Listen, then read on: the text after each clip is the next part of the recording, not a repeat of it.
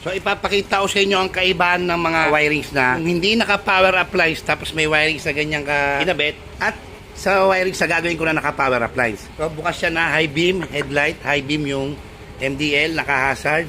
And ang reading niya, no? Pag binusina ko, isa pa, no? Kita niya pag bumusina na stuck pa, nagda-drop ng ganon. Tignan nyo naman ngayon, no, i-rewire ko to sa power appliance. Doon natin malalaman kung ano ang mainam gawin sa mga wirings nyo. Kaninang video, buksan natin lahat. Take note ha, battery, siya pa din. 5 years. Pansinin nyo maigi, hindi na malikot voltmeter niya. Stable, oh, wala nang galaw. Bubuksan natin niya lahat. Park light, headlight, high beam, okay.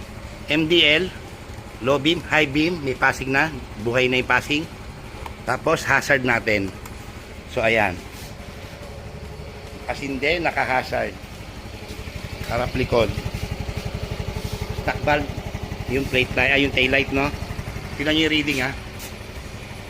Kumpara nyo sa kanina. Tapos ibubusina ko, no, stock, tignan nyo kung bababa.